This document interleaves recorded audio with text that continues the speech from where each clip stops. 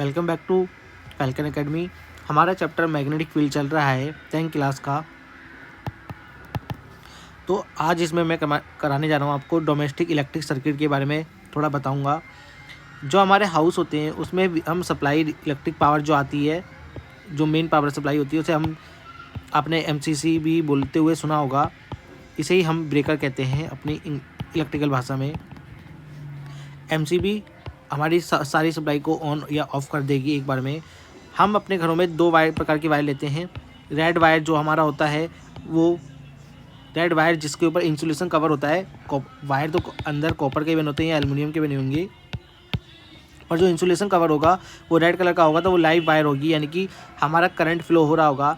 और black wire से हमारा न्यूट्रल करंट वायर को रिप्रेजेंट करता है कि करंट वापस जब जा रहा होता है तो वो न्यूट्रल से जा रहा होता है। अगर ये रेड है तो ये न्यूट्रल होगी। और ग्रीन वायर जो हम यूज़ करते हैं वो हम करते हैं अर्थिंग वायर के लिए।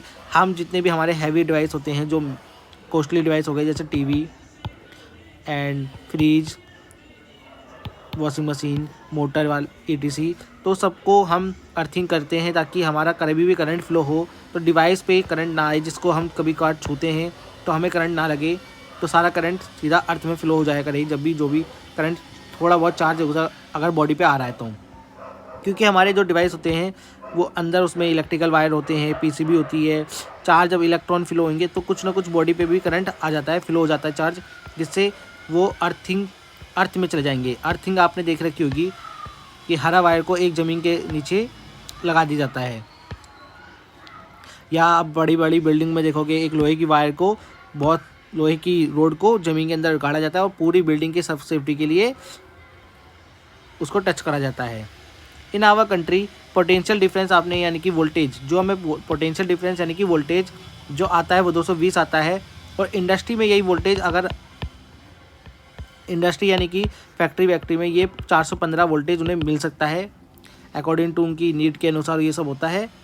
और जो हमारी इलेक्ट्रिक करंट की फ्रिक्वेंसी होती है वो 50 हर्ट्ज़ होती है।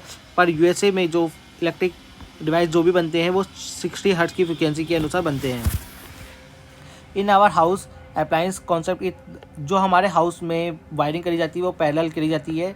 ये हमेशा क्लियर याद रखना, सीरीज़ में वायरिंग नहीं करी जाएगी, क्योंकि अगर ये डिवाइस का रेजिस्टेंस ज़्यादा है, अगर मान के चले हमने फ्रिज है उसके बगल में टीवी लगा दिया, तो इसको वोल्टेज पूरा नहीं मिल पाएगा, क्योंकि यहाँ पर वोल्टेज ड्रॉप हो जाएगा, जिससे हमारा टीवी नहीं चल पाएगा।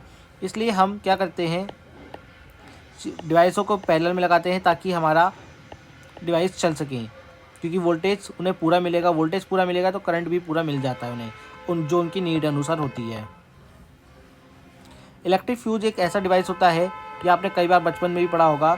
Is a important component of all domestic circuit. जो हमारे महंगे कॉस्टली डिवाइस हैं सबके साथ इलेक्ट्रिक फ्यूज कनेक्ट करा जाता है कि जब भी कोई हाई करंट आएगा अचानक से, क्या होता है, जब भी हम कोई डिवाइस स्टार्ट करते हैं तो स्टार्टिंग करंट हमेशा ज़्यादा रहता है, उसे हम स्टार्टअप करंट कहते हैं या इंस्टेंटेनियस करंट कहते हैं।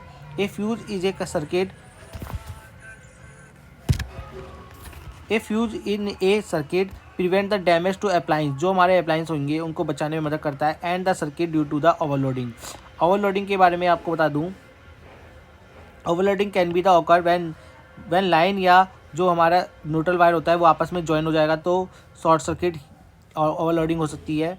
व्हेन द 2 और more appliance connect to the switch, अगर एक ही स्विच पे हम एक से ज़्यादा अप्लायंस चला रहे हैं तो हमारा ओवरलोडिंग हो सकती है इधर भी। और शॉर्ट सर्किट ये कंडीशन होती है जब हमारा न्यूट्रल और